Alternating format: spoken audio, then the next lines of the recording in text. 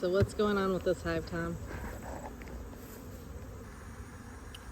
So when we went and pulled the supers through this last week, I noticed when I went to go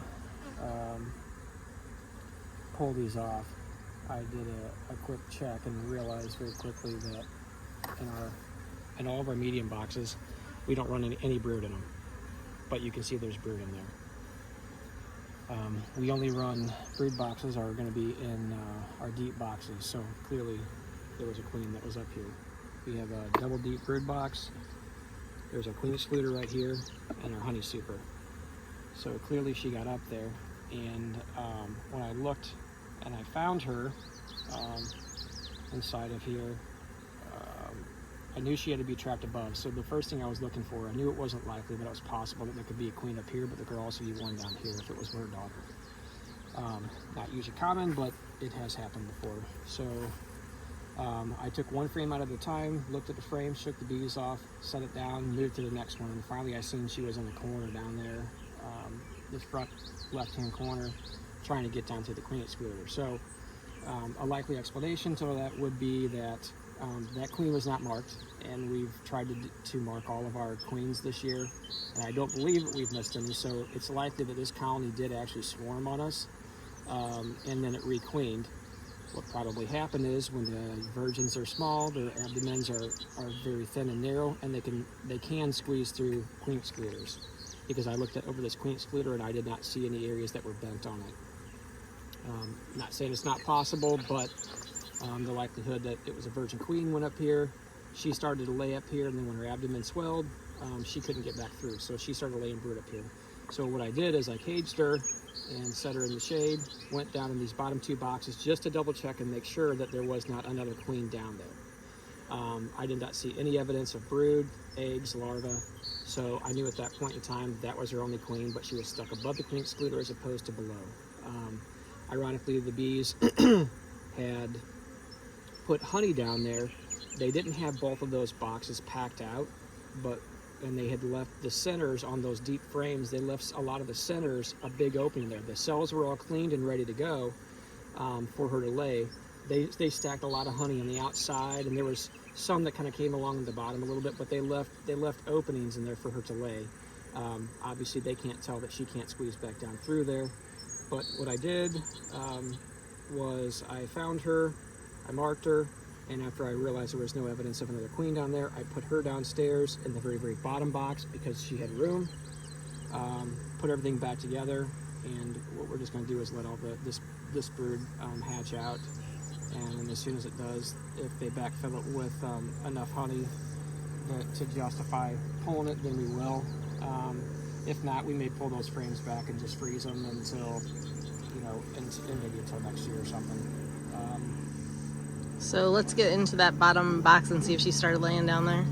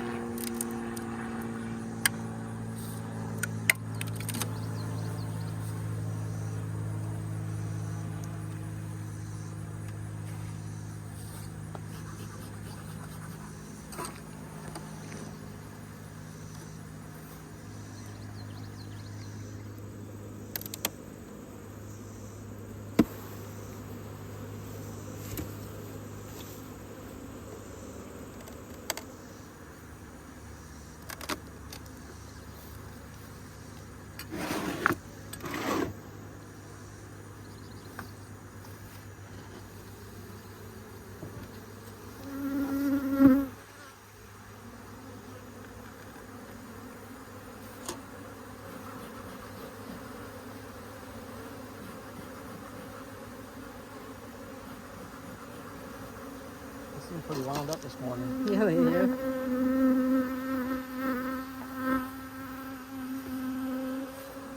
Well, it is overcast today, so. We had a little bit of rain this morning.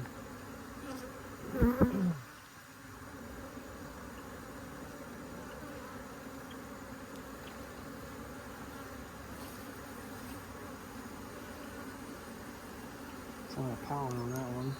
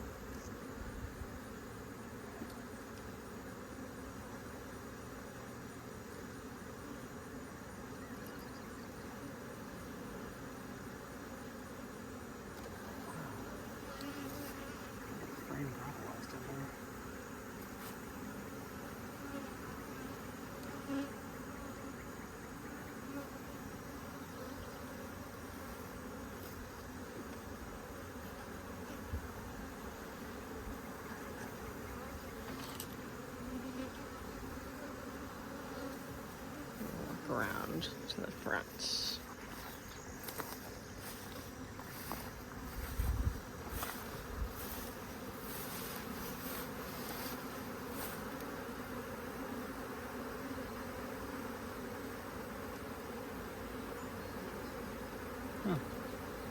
Maybe she's in that She may be in that second other box. I did put her in the bottom box. That doesn't mean she didn't move up though. She does have room down here. Look at all the pollen that they're bringing in today. I see that there's a lot of aster in this field right here. Okay, I'll go up to the second box. I haven't seen anything down here. She may have moved up.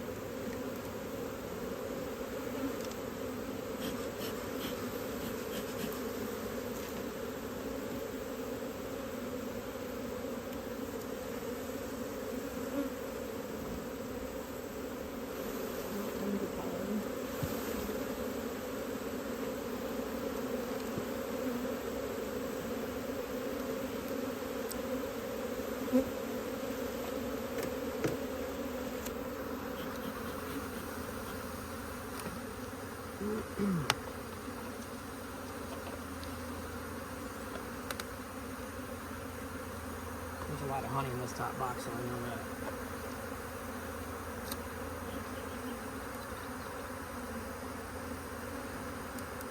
I'm really not letting me mess with this morning, I can tell you that.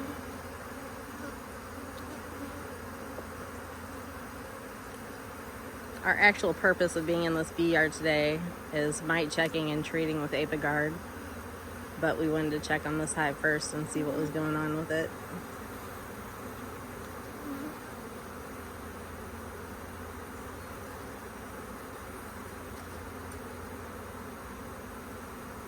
Okay, there's eggs in here. She's in the upper brood box is where she's at. It's going to be difficult. Some of them have some royal jelly, so some of them have just hatched. Oh, you can. So she went to the upper brood box. She has a bunch on this side. This side has more royal jelly on it than the other side does. So she went to the second brood box. So she's in here working, doing her thing. That's good enough. We don't need to go in any further and look for evidence. She's down here. Everything's fine. The bee population's good. I do think that this was a swarm that happened that we didn't catch. And I think this colony actually overwintered pretty well. So all they did was reclaim for us and put in this year's queen in it. But the bee population's good. You can see them all around off the bottom here. Mm-hmm.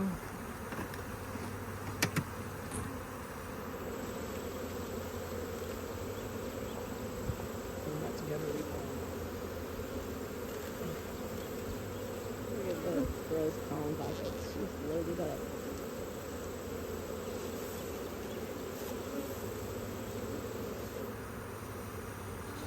All right. So this colony 47 looks all good. We're not gonna mite check them or treat them because they've got that honey super on. We'll come back to them when all that brood and that top super hatches out, and probably just mite check them, and if they need treatment, because they'll be behind everybody else, probably just use OA a few times. So that's the story on 47. Thanks for watching.